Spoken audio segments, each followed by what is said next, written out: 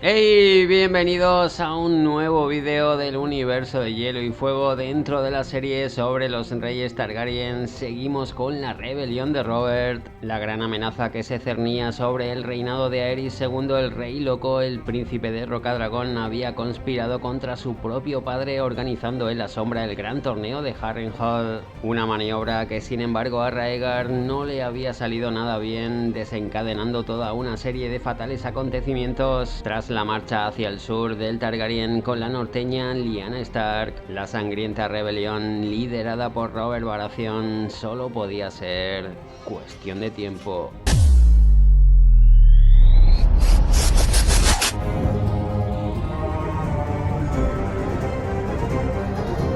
No existe ningún reparo en el mundo de Hielo y Fuego en apuntar que a lo que dio pie el infame secuestro de Lyanna Stark por el príncipe Rhaegar fue a la caída de la casa Targaryen. Aunque claro, resulta evidente que lo del príncipe dragón y la doncella lobo no fue ningún secuestro, sino una escapada acordada por ambos para vivir su propia historia de amor al margen de todo. Una decisión esta que llegaba en el peor momento dentro de la locura del rey Aerys II Targaryen. Rhaegar y Lyanna seguían así con su juego particular, ajenos a la que estaba a punto de liarse.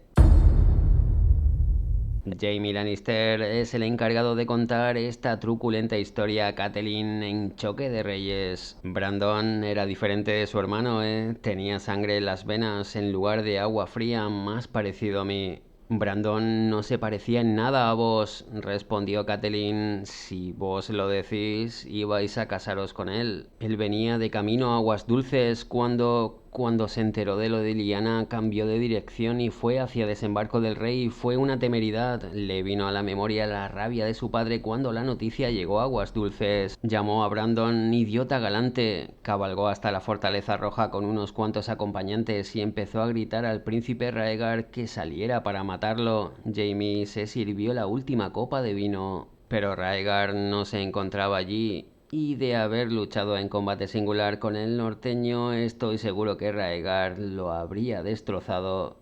Yes. Aerys envió a sus guardias para arrestarlos a todos por conspirar para matar a su hijo. Ethan Glover era el escudero de Brandon, dijo Catelyn. Fue el único superviviente. Los demás eran Jeffrey Mallister, Kyle Royce y Elber Arryn, el sobrino y heredero de Jon Arryn. Aerys los acusó de traición y convocó a sus padres a la corte para que respondieran de los cargos, con los hijos como rehenes. Cuando llegaron, los asesinó sin juicio previo tanto a los padres como a los hijos. Sí que hubo juicios, aunque no de los tradicionales. Lorricar exigió un juicio por combate y el rey accedió a su petición. Stark se armó para la batalla pensando que se enfrentaría a un miembro de la Guardia Real, tal vez a mí. En lugar de eso lo llevaron a la sala del trono y lo suspendieron de las vigas mientras dos de los piromantes de Aerys atizaban una hoguera debajo de él.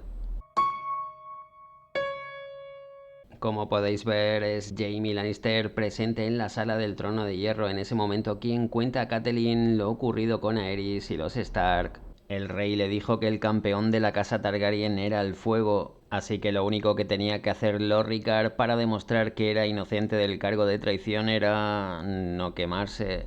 Cuando el fuego estuvo en su apogeo, hicieron entrar a Brandon. Tenía las manos encadenadas a la espalda y en torno al cuello una tira de cuero húmeda atada a un dispositivo que el rey había traído de Tyrosh, pero le dejaron libres las piernas y le pusieron la espada en el suelo justo fuera de su alcance. Los piromantes asaron a Lord Rickard a fuego lento. Lo primero que prendió fue la capa y pronto no vistió nada más que metal y cenizas. A continuación empezaría a cocerse, dijo Aerys, a menos que su hijo pudiera liberarlo. Brandon lo intentó, pero cuanto más se debatía, más le apretaba la tira de la garganta. Al final se estranguló solo. En cuanto a Lord Rickard, el acero de su coraza se puso de color rojo cereza y el oro de las espuelas se fundió y cayó goteando al fuego. Cuando todo terminó, Geralt Hightower me llevó aparte y me dijo que mi juramento era proteger al rey, no juzgarlo. Sí, eso fue lo que me dijo el toro blanco, leal hasta el último momento y según todo el mundo mucho mejor hombre que yo, recordaba el Lannister. Una vez más se presenta aquí el dilema moral de acatar cualquier orden del rey por parte de su guardia real y, como veremos más adelante, no sería la última vez. Continuando con el mundo de hielo y fuego, una vez que el rey Aerys mandó asesinar a los norteños por alta traición, seguramente aconsejado por Varys. No hay que olvidar que Lord Rickard Stark parecía forjar una especie de alianza con las principales casas de Poniente para quitarse de encima al rey Aerys, llegado el momento. Acto seguido, el Targaryen lo que hizo fue exigir a Jon Arryn que ejecutase a sus antiguos pupilos Robert Baratheon y Eddard Stark para dar un golpe definitivo a esa amenaza. De hecho, es justo la negativa de Lord Jon Arryn a acatar esa orden real la que supone el verdadero punto de partida para la rebelión de Robert. No hay que olvidar que Aerys justo venía de acabar con la vida de Elber Arryn, sobrino y heredero de Lord Jon. De esa manera, como se nos cuenta, no tardaron en estallar combates por las tentativas de los partidarios de la corona para intentar acabar con el Arryn, uno de los grandes cabecillas rebeldes.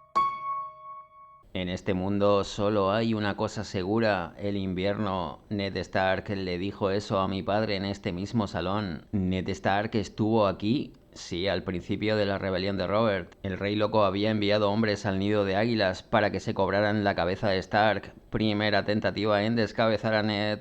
Pero Jon Arryn se mostró desafiante. Sin embargo, Puerto Gaviota se mantuvo leal al trono y para volver a Invernalia a convocar a sus vasallos, Stark tuvo que cruzar las montañas hasta los dedos y conseguir que un pescador lo ayudara a cruzar el mordisco. Hubo una tormenta y el pescador se ahogó, pero su hija consiguió traer a Stark a las hermanas antes de que se hundiera la barca.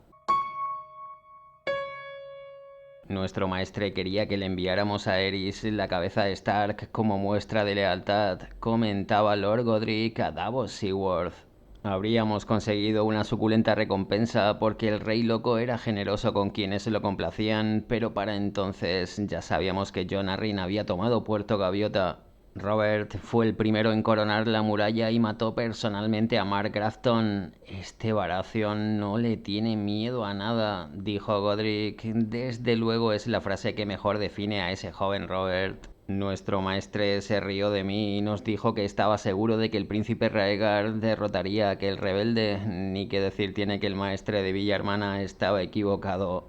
Fue entonces cuando Stark dijo aquello: en este mundo solo hay una cosa segura, el invierno. Puede que nos maten, pero ¿y si vencemos? Robert y Ned, junto a Jon Arryn, los grandes motores de la rebelión, y los tres con unas cuantas cuentas pendientes con los Targaryen.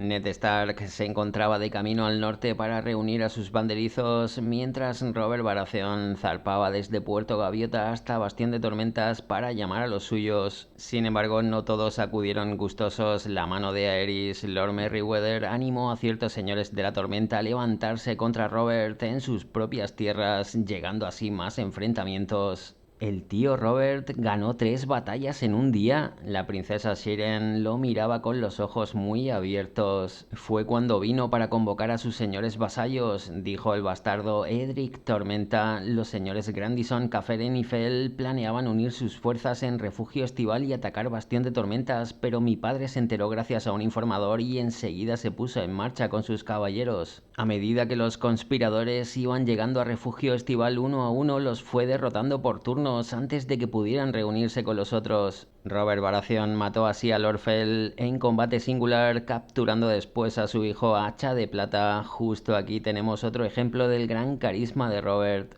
La tormenta que ríe renacida, el Baratheon los derrotó a los tres y para colmo en Refugio Estival, uno de los grandes símbolos de los Targaryen. Y lejos de ejecutarlos o castigarlos severamente como hubiese hecho Stannis, Grandison y Caferen, se pasaron a su bando de la misma forma que Hacha de Plata. La estrategia de Robert a partir de aquí estaba clara. Tras dejar a su hermano Stannis al cuidado de la defensa de Bastión de Tormentas, el Baratheon debía intentar a toda costa unir sus fuerzas con Jon Arryn y los norteños de Ned Stark, sufriendo por el camino su primera derrota en la batalla de Vado Ceniza, ya que las tropas del dominio con todo el poder de Alto Jardín se habían puesto en marcha a petición del rey Aerys.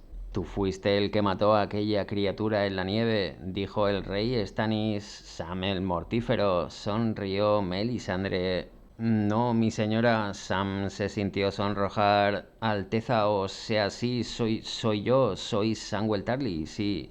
Tu padre es un buen soldado, dijo Stannis. En cierta ocasión derrotó a mi hermano en vado ceniza. Mace Tyrell se quedó con el honor de aquella victoria. Pero Lord Randall Tarly lo tenía todo zanjado antes de que Tyrell supiera dónde estaba el campo de batalla. Mató a Lord Caferen con ese espadón valirio que tiene y envió su cabeza a Eris. Es decir, la batalla de Vado Ceniza en realidad la ganó la vanguardia del implacable cazador Randall Tarly, dejando vía libre al gran ejército del dominio para marchar hacia las tierras de la tormenta.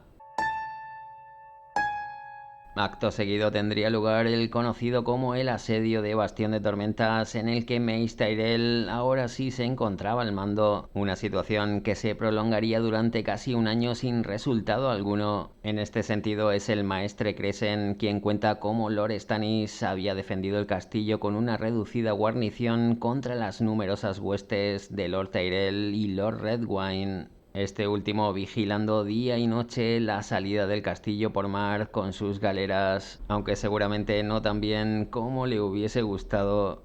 Y en definitiva, como nos dice Lord Rowan en Choque de Reyes, Stannis prefirió comer ratas antes de abrir las puertas. Aerys, decís, ojalá supierais, fue una decisión muy difícil, mi sangre o mi señor, mi hermano o mi rey. Pese a tenerlo todo en contra, Stannis Baratheon cumpliría con creces el cometido encargado por su hermano mayor y no sería el último. Stannis Baratheon, la leyenda, no había hecho nada más que empezar. La situación en Poniente era pues la siguiente: miles de norteños bajando por el cuello algo que no se veía desde Cregan Stark y el final de la Danza de los Dragones, y la entrada de una nueva gran casa en el conflicto a favor del bando rebelde se entendía clave. Fue así como Ned Stark ocupó el lugar de su hermano Brandon, casándose con Catelyn Tully, la hija mayor de Lord Hoster, mientras Jon Arryn debía aceptar a la mancillada Lysa Tully un matrimonio acordado a toda prisa con un hombre viejo sin herederos. Mientras tanto, Robert Baratheon marchaba hacia el norte para tratar de reunirse a toda costa con sus aliados, sin olvidar que el gran ejército de Lord Tyrell ya sitiaba Bastión de Tormentas. Llegados a ese punto, Owen Merryweather había fracasado en su intento de contener la rebelión de Robert y era imposible localizar al príncipe Rhaegar de escapada con Lyanna. De manera que Aerys recurrió al mejor que le quedaba y le otorgó a Connington el cargo de mano del rey. Recordaba Jaime Lannister. Arrogante pero competente y activo, eso y su habilidad con las armas fueron el motivo de que Aerys, el rey loco, lo nombrara a mano. La pasividad del viejo Lord Merryweather había permitido que la rebelión arraigara y se extendiera. Aerys buscaba a alguien joven y vigoroso para contrarrestar la juventud y el vigor de Robert. Cuenta Ser Kevan Lannister en el epílogo de Danza. Demasiado pronto, había declarado Lord Tywin cuando la noticia sobre la elección del rey llegó a Rock a Casterly. Connington es demasiado joven, demasiado atrevido, tiene demasiada hambre de gloria. Curioso que Tywin Lannister diga esto cuando él mismo se trató de la mano del rey más joven cuando Aerys Targaryen lo eligió para el cargo. Sin embargo, lo cierto es que una vez más el Lannister no estaba equivocado y la batalla de las campanas no hizo otra cosa que confirmarlo. Aunque quien mejor cuenta lo sucedido es el propio Jon Connington, también en Danza de Dragones. Él era quien lo había perdido todo en Septo de Piedra. Jon Connington sabía que Robert Baratheon solo y herido se escondía en la ciudad, al igual que sabía que la cabeza de Robert en la punta de una lanza habría zanjado la rebelión de inmediato. No sabemos lo que pasa después de la derrota del Baratheon con Randall Tarly, pero mucha atención a eso. Robert, perseguido solo y herido, llegaba a Septo de Piedra. Parece así que la de Vado Ceniza no fue la única derrota del Baratheon durante la rebelión. Aerys lo había nombrado mano y había puesto un ejército a sus órdenes. Estaba decidido a demostrar que era digno de aquella confianza y del afecto de Rhaegar. Él en persona mataría al rebelde y todas las historias de los Siete Reinos hablarían sobre él. Querer matar a Robert en persona, sin duda ese fue el gran error de Connington.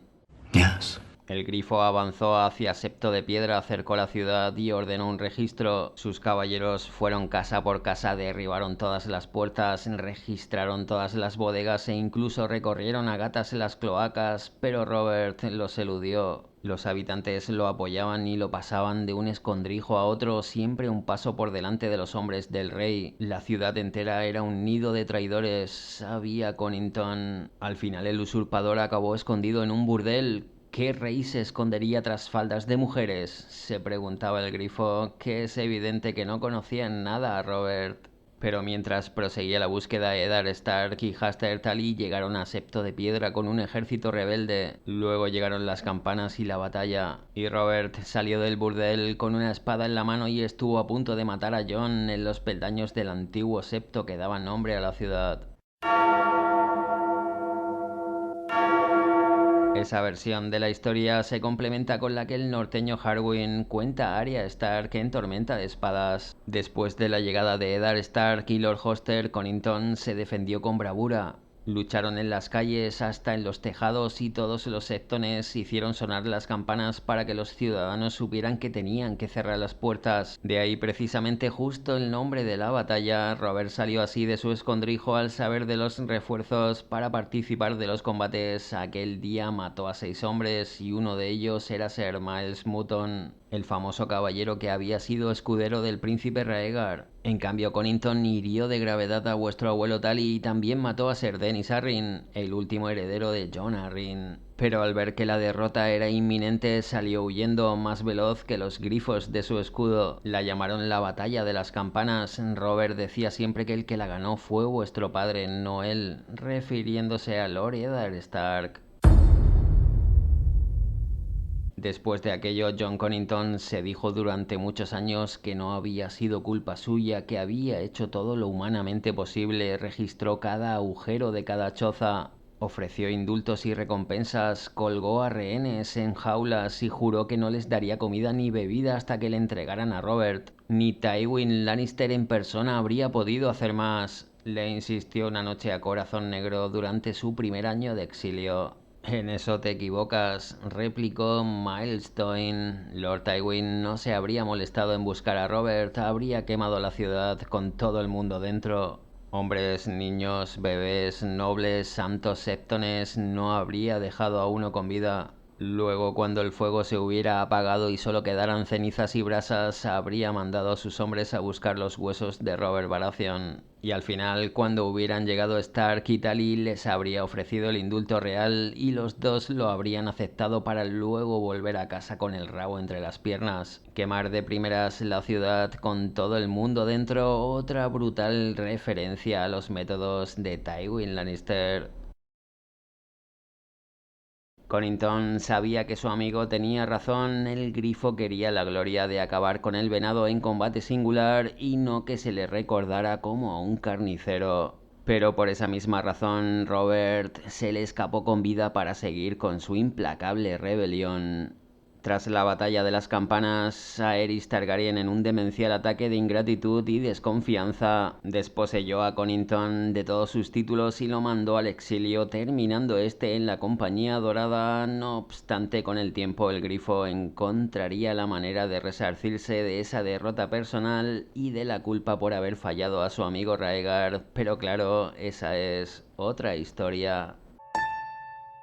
A partir de aquí, la continuación de la historia se la debemos a los recuerdos de Jaime Lannister. Cuando los grifos danzarines perdieron la batalla de las campanas, el rey por fin había comprendido que Robert no era un simple señor rebelde al que podría aplastar cuando quisiera, sino la peor amenaza a la que se había enfrentado la casa Targaryen desde Daemon Fuego Oscuro. Resulta curioso, pero como el rebelde Robert Baratheon también tenía sangre Targaryen, al ser su abuela la hija de Aegon V, Rhaelle Targaryen, con lo que tanto Aerys como Rhaegar eran parientes directos de Robert. La historia se repetía y de nuevo de por medio el amor de una mujer como trasfondo, la primera Daenerys, en el caso de Daemon Fuego Oscuro, La norteña Lyanna Stark, en el caso de Robert Baratheon, sea como fuere, sin ninguna elegancia, el rey Aerys recordó a Lewyn Martell que tenía a la princesa Elia en su poder y lo envió para que se pusiera al mando de 10.000 dornienses que se acercaban por el camino real.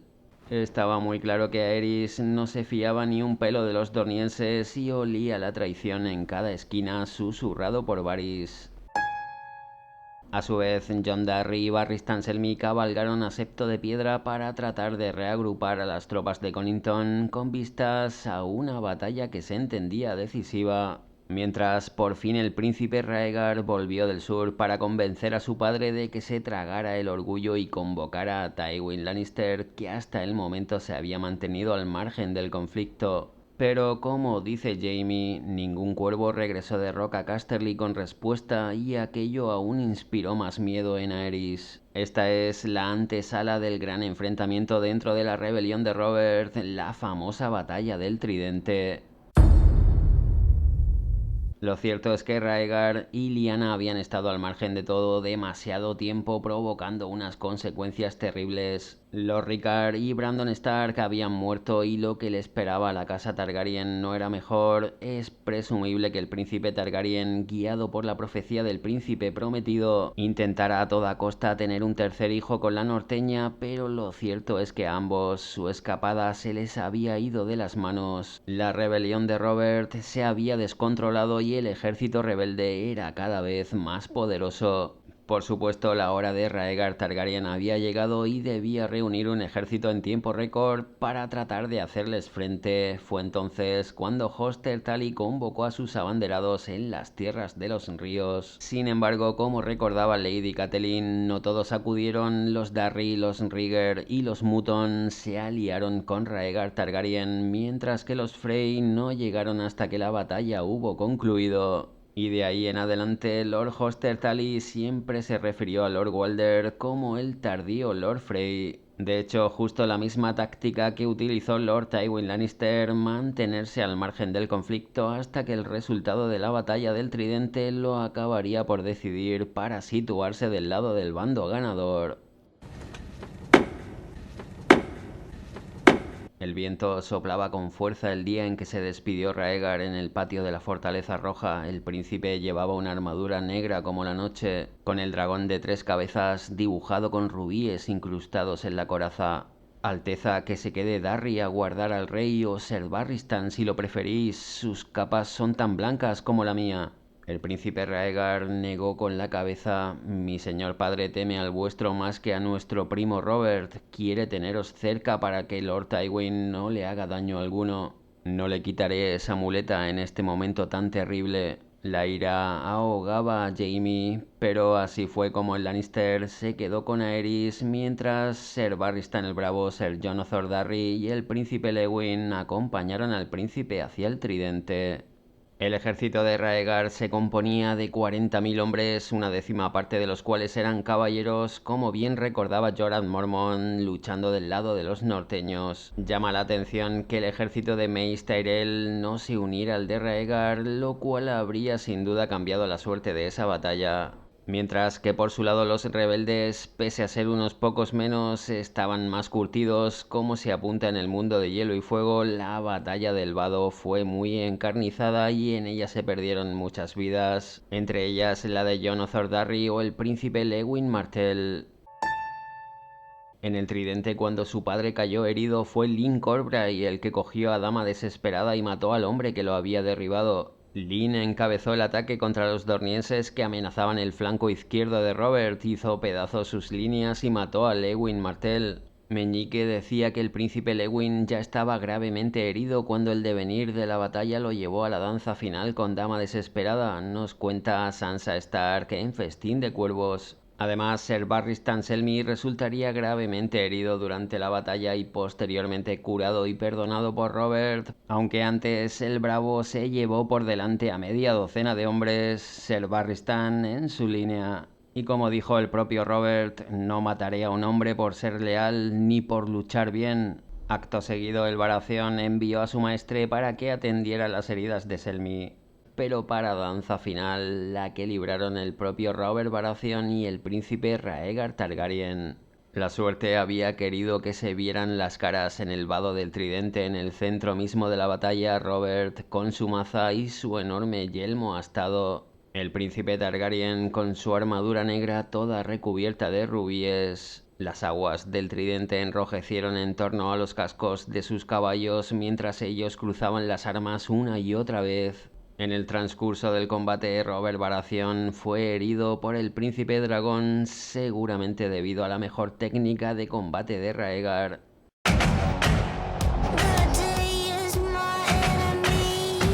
A pesar de lo cual, la lucha duró hasta que por último un golpe de la maza de Robert destrozó el dragón y el pecho que había debajo.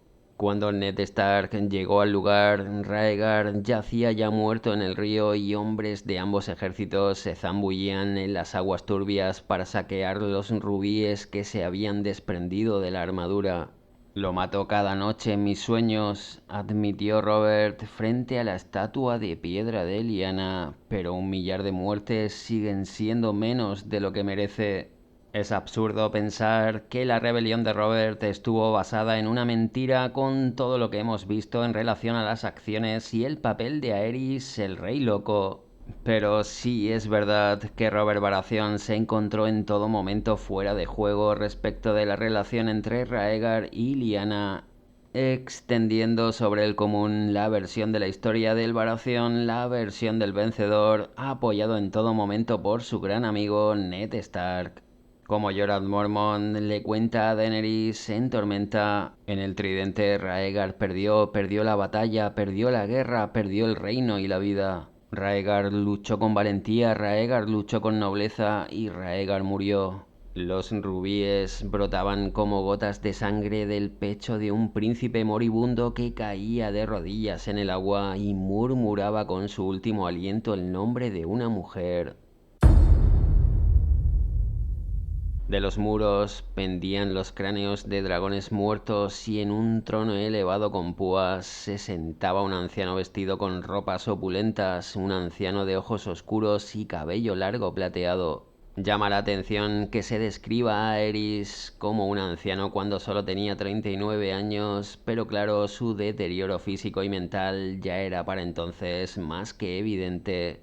Que sea rey de huesos calcinados y carne chamuscada, dijo un hombre situado más abajo, que sea rey de las cenizas. Antes de la batalla del tridente, Aerys veía traidores por todas partes y Varys estaba siempre allí para señalarle a alguno que se le hubiera escapado. El rey ordenó a los alquimistas que escondieran fuego valirio por todo desembarco del rey, bajo el septo de Baelor y las chozas del lecho de pulgas, en establos y almacenes, en las 7 puertas, hasta en las bodegas de la propia Fortaleza Roja. Todo se hizo en el mayor de los secretos, cuenta Jaime Lannister en Tormenta de Espadas. La nueva mano de Aerys, Lord Chelstead, que no era idiota del todo al ver las idas y venidas constantes de Rosar, Bellis y Garibus, empezó a sospechar. Y a pesar de que la mano hizo todo lo que pudo para convencer al rey de que no utilizara el fuego valirio, Lord Chelstead también acabó quemado vivo por Aerys. Por descontado, si hay un momento clave en la rebelión de Robert, es la derrota de Rhaegar Targaryen en el Tridente, la cual dejaba vía libre a los rebeldes hasta desembarco del rey, incluso animando a los Greyjoy a unirse al bando vencedor, atacando las Islas Escudo en el dominio. Pero para entonces un nuevo ejército también se había puesto en marcha, saliendo de las tierras del oeste en esa dirección, con Tywin Lannister a la cabeza y unas intenciones desconocidas hasta ese momento. Mientras la noticia de la derrota de Rhaegar llegaba a la Fortaleza Roja, con el rey convencido de la traición de los dornienses en el Tridente, como consecuencia, a su esposa Rhaela embarazada y a su hijo pequeño y nuevo heredero Viserys los envió a Rocadragón. En cambio, la princesa Elia Martell fue obligada a quedarse en la ciudad junto a los hijos de Rhaegar a modo de rehenes. Sin embargo, el saqueo a desembarco del rey y los acontecimientos posteriores dentro de la rebelión de Robert ya los veremos con todo lujo de detalles en el siguiente vídeo, con el rey Aerys decidido a quemar la ciudad justo ante la inevitable llegada del ejército rebelde. rey que gobierna un reino de huesos chamuscados y carne asada, recordó Jaime concentrado en la sonrisa de su hermana, el rey de las cenizas. Burn them all, he said.